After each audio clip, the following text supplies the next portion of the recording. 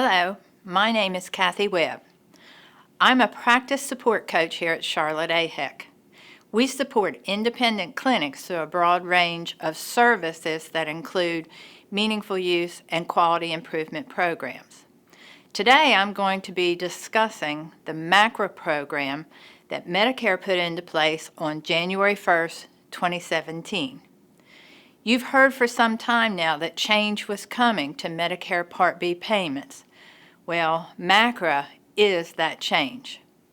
So how do we get here? Well, first you have to understand what MACRA is. MACRA, or the Medicare Access and CHIP Reauthorization Act of 2015, replaces the Medicare Sustainable Growth Rate Payment System, or what we know as the SGR, that's been with us over the past couple of years. MACRA is a new Medicare payment model called the Quality Payment Program. This new model will change the way Medicare rewards clinicians, moving their payment structure away from paying for volume to rewarding true value. Payments will now come from providing high-quality patient care services. 2017 will be the first year to participate in the Quality Payment Program. This is called the transition year as we move forward into MACRA reporting. Not everyone will be eligible, though. Those who will participate in the first year are physicians, physician assistants, nurse practitioners, clinical nurse specialists, and certified registered nurse anesthetists.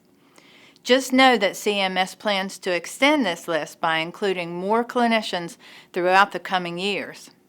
If you are a provider who cares for a low number of Medicare patients, there is a threshold in place that could exempt you from participation. Providers need to bill $30,000 a year or more in Medicare Part B allowable charges and this is the key, and provide care for 100 or more Medicare patients a year. Both thresholds need to be met to be eligible. Also, if you are one of those eligible providers and choose not to participate in 2017, there will be a 4% penalty adjustment to your Medicare payments in 2019. So let's talk about how you can avoid a payment adjustment. MACRA has two different payment tracks, MIPS and APMs. You'll need to determine which track you will need to take. So we're going to learn about each of them. The first payment model that we'll be talking about is MIPS, which is the Merit-Based Incentive Payment System. Most providers will be participating in this track for 2017. MIPS combines three existing Medicare programs that will help ease the burden of all that repetitious reporting that is required. PQRS, Physician Value-Based Payment Modifier, and Medicare Electronic Health Record Incentive Program combined to become that MIPS program. These programs did not disappear, though. Their names have changed to more mirror what their topics are about. PQRS is now Quality. The Meaningful Use Program is Advancing Care Information, and the value-based modifier is the cost category. CMS added one other category called improvement activities, making a total of 4. I'm just introducing you to these new categories right now. Make sure to watch other HEC talks that go into more detail about each of them. All of the categories except the cost category include specific measures or activities to be worked through. But this time, providers are able to choose what are most meaningful to their practice and not be held to that one-size-fits-all model. The cost category is a score that you will receive based on the cost-effective care and efficient use of Medicare resources that you provided during that year. Reviewing and understanding your QRUR reports can help prepare you for this category. There is a QRUR HEC talk available that can help explain the report and how it relates to what you might score. Make sure that you watch this informative talk. Completed measures and activities accumulate points towards a total composite score. Depending on what points you get from your composite score, your Medicare payment percentages could remain the same, you could receive an upward payment adjustment, or you could end up getting a penalty attached to your Medicare payments. Since we just barely touched on macro scoring, I want to let you know that there is another HEC talk that focuses on this topic too. To learn how to calculate your composite score and more, this talk will be important for you to watch. You also have options for how you can report through MIPS. Like meaningful use, providers participating in the MIPS track can choose to report as an individual or as a group. An individual provider will report using their own MPI and TIN numbers. Reporting as a group would be for 2 or more providers billing under a single TIN. Keep in mind that each of the reporting providers will get assessed and scored in all 4 of the MIPS categories together. We talked about who was able to participate in the MIPS track, but you also need to know who would be exempt.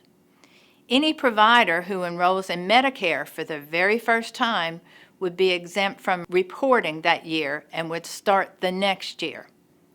Providers who do not meet the criteria we just talked about, billing $30,000 or less and caring for 100 or less Medicare patients a year, would also be exempt. And anyone who is significantly participating in an advanced APM is also exempt from MIPS reporting. This is part of an APM, which you will learn about next. Participating in an alternative payment model is the second track under the macro payment program. This model is different from MIPS. Rather than the 4 topics of MIPS that we learned about, the focus of an APM is on providing care to a specific clinical condition, a care episode, or a patient population. And there are 2 types of alternative payment models that you'll need to understand. The first is a MIPS APM, where providers are eligible to use the MIPS track, and they are participating in an APM too. They are still responsible for reporting the cost and quality of the care they provide to Medicare patients through their alternative payment model. This type of provider receives incentive payments based on their scores in the MIPS categories of cost and quality that are defined in that program. The benefit of this model is that their scores are calculated on a higher APM scoring standard than those from a MIPS program. This helps them get a better score just for participating in that APM. The second APM is an advanced alternative payment model that I mentioned earlier in the talk. Advanced APMs are a subset of alternative payment models. To be an advanced APM, 3 criteria must be met. The first is that all participants use a certified EHR, which I hope most of you already do. Next, the advanced APM pays incentive payments for evidence-based, reliable, and valid quality measures, which are comparable to those included in the MIPS category. And last, the advanced APM needs to be either a medical home expanded model, or they need to require anyone participating through their advanced APM to take on more than a nominal financial risk for the monetary losses that the advanced model receives. It may be difficult to become a qualifying advanced APM participant and receive the rewards associated with it.